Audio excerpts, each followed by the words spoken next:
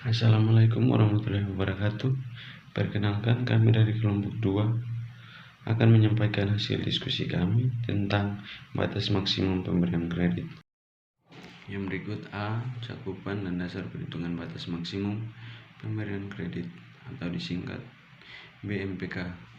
Pos-pos yang diperhitungkan dalam menentukan batas maksimum pemberian kredit atau BMPK atau Legal Lending Limit yang disingkat 3L adalah: yang pertama, kredit yang diberikan; yang kedua, surat berharga; yang ketiga, penempatan pada bank lain; yang keempat, penyertaan; yang kelima, transaksi rekening administratif.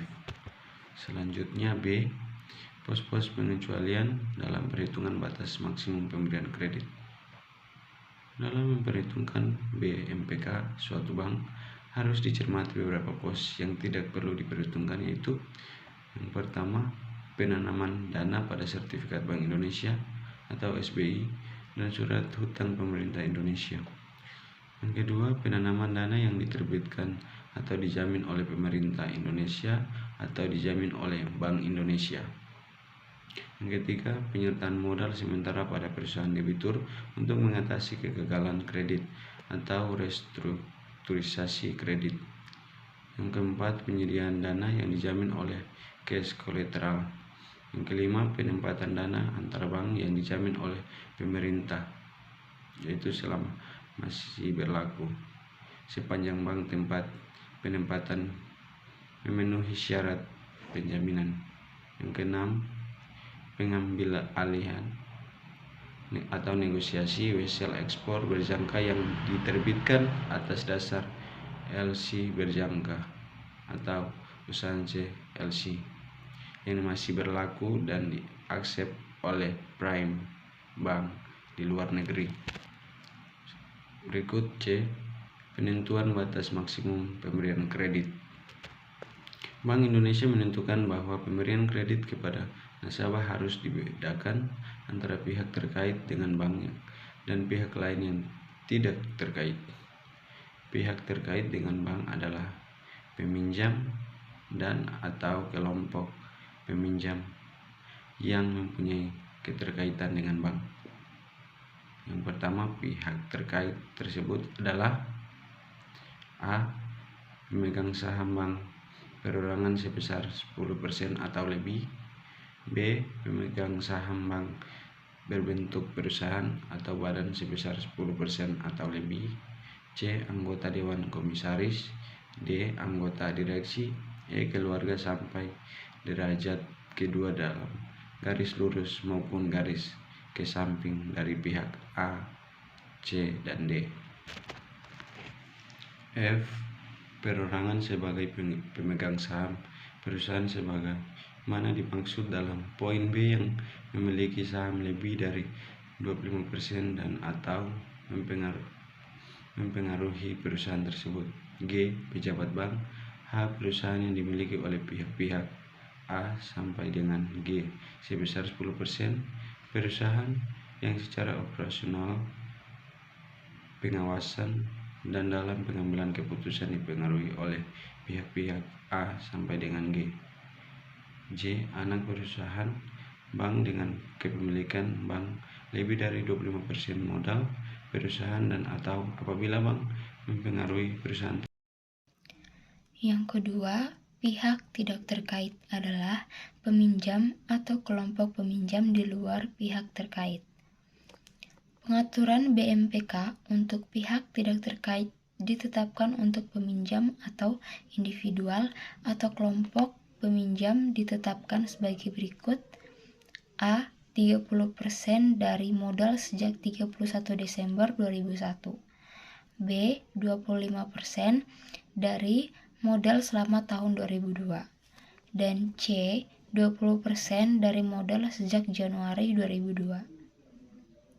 Kelompok peminjam adalah sejumlah peminjam yang satu sama lain mempunyai keterkaitan dalam hal yang pertama, yaitu kepemilikan; yang kedua, kepengurusan; dan yang ketiga, hubungan keuangan.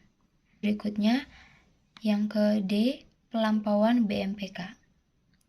Formulasi pelampauan BMPK didefinisikan sebagai berikut: Penyediaan dana pada tanggal laporan BMPK dibagi dengan modal pada tanggal laporan BMPK, kemudian dikalikan 100% dan dikurangi BMPK. Bank dianggap melampaui BMPK apabila bank melakukan penyediaan dana melebihi presentasi maksimum karena perubahan-perubahan yang terjadi setelah penyediaan dana realisasi. Pelampauan BMPK yang terjadi akibat gejolak nilai kurs dan atau penurunan modal bank atas penyediaan dana yang telah diberikan tidak dikategorikan sebagai pelanggaran BMPK. Kurs yang menjadi dasar adalah kurs neraca bank pada akhir bulan. Pelanggaran BMPK. Pelanggaran BMPK dapat dilihat apabila pada saat bank melakukan realisasi penyediaan dana telah melebihi dari persentase maksimum. Untuk menentukan ini digunakan formula sebagai berikut. Penyediaan dana pada saat pemberiannya dibagi modal pada saat pemberian penyediaan dana dikali 100% kemudian dikurangi BMPK. Untuk itu, bank harus menolak realisasi dana yang dilakukan debiturnya. Apabila berdasarkan perhitungan dengan formula di atas, bank akan mengakibatkan terjadinya pelanggaran BMPK. Penolakan ini bisa dilakukan bila dalam perjanjian sebelumnya memberikan pernyataan tentang klausal ini. Dengan memperhatikan ketentuan di atas, maka dapat dikatakan bahwa bank yang tidak memiliki modal atau bahkan capital adequacy ratio-nya negatif secara otomatis melakukan pelampauan dan pelanggaran BMPK. Bank yang memiliki CAR sebesar 0 atau minus dilarang untuk memberikan kredit penempatan dana pada umumnya, kecuali telah mendapat persetujuan pemerintah untuk mengikuti program rekapitalisasi perbankan. Kasus A. Pelanggaran BMPK pihak terkait. PT Bank Permata-Hati memiliki modal 150 miliar per 31 April 2016. Modal tersebut sebesar 40% sahamnya dimiliki oleh saudara Umar Bakri. Pada tanggal 10 Januari 2017, Bank Permata-Hati telah menyetujui permohonan kredit saudara Umar Bakri sebesar 24 miliar dengan jangka waktu 5 tahun. Grace periode 1 tahun, tingkat bunga 18%. Komitmen kredit ini dicairkan secara bertahap sebagai berikut. Selanjutnya, kasus A. Pelanggaran BMPK pihak terkait. PT Bank Permata-Hati memiliki modal 150 miliar per 31 April 2016. Modal tersebut sebesar 40% sahamnya dimiliki oleh saudara Umar Bakri. Pada tanggal 10 Januari 2017, Bank Permata-Hati telah menyetujui permohonan kredit saudara Umar Bakri sebesar 24 miliar dengan jangka waktu 5 tahun. Grace periode 1 tahun, tingkat bunga 18%. Komitmen kredit ini dicairkan secara bertahap sebagai berikut.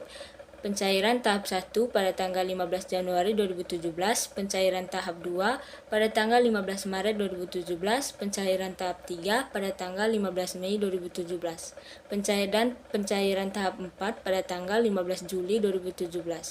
Dana yang dicairkan setiap tahap adalah 6 miliar. Selanjutnya pembahasan. Umar Bakri adalah pemilik 40% saham Bank Permata-Hati, artinya memiliki lebih besar dari 10% modal disetor ke bank. Dengan demikian, Umar Bakri digolongkan dengan pihak terkait, sebab itu BMPK yang harus ditaati oleh bank adalah 10%. Pada tanggal 15 Mei 2017, PT Bank Permata-Hati telah melakukan pelanggaran BMPK karena telah melakukan pencairan dana melebihi BMPK bagi pihak terkait. Pemberian kredit kepada pihak terkait maksimum 10% dari modal bank, yaitu 150 miliar dikali 10% sama dengan 15 miliar. Dengan demikian, sampai dengan tanggal 15 Mei 2017, Bank Permata-Hati telah melanggar BMPK sebagai berikut, yaitu yang pertama, pencairan tahap 1 pada tanggal 15 Januari 2017 sebesar 6 miliar, pencairan tahap 2 pada tanggal 15 Maret 2017 sebesar 6 miliar, pencairan tahap 3 pada tanggal 15 Mei 2017 sebesar 6 miliar, total dana yang telah dicairkan Umar Bakri yaitu sebesar 18 miliar. BMPK pihak terkait 10% dari modal bank yaitu sebesar 15 miliar. Pelanggaran BMPK pihak terkait yaitu sebesar 3 miliar, pelanggaran BMPK dalam persen yaitu 18 miliar dibagi 150 miliar dikalikan 100%, dikurangi 10% dan dikurangi 2%. Selanjutnya ada laporan pelanggaran BMPK pihak terkait. Laporan pelanggaran BMPK pihak terkait PT Bank Permata Hati per 31 Mei 2017. Nomor 1, kemudian nama peminjam Umar Bakri, hubungan keterkaitan dengan bank ada pemilik 40% saham, kemudian pada saat pemberian atau realisasi penyediaan dana tanggal 15 Mei 2017, penyediaan dana dalam rupiah sebesar 18 miliar, kemudian dalam falas tidak ada, kurs tidak ada, modal KPMM sebesar 150 miliar, pelanggaran BMPK dalam rupiah sebesar 3 miliar, dalam persentase sebesar 2%, kemudian kualitas L keterangan tidak ada. Di bawahnya ada nama anggota Dewan Komisaris, anggota direksi, pejabat bank, beserta tanda tangannya. Pelaporan untuk kasus ini adalah seperti tampak pada tabel berikut ini. Keterangan kolom yang pertama, kolom 3 diisi berdasarkan ketentuan yang berlaku. 2, kolom 6 diisi dengan nilai rupiah dari penyediaan dana berdasarkan kurs tanggal realisasi terakhir yang dilakukan oleh salah satu anggota pihak tersebut. Ketiga, kolom 7 diisi dengan kurs tanggal saat pemberian atau realisasi terakhir penyediaan dana. 4, kolom 8 diisi modal KPMM pada akhir bulan laporan sebelumnya dari realisasi terakhir penyediaan dana yang bersangkutan.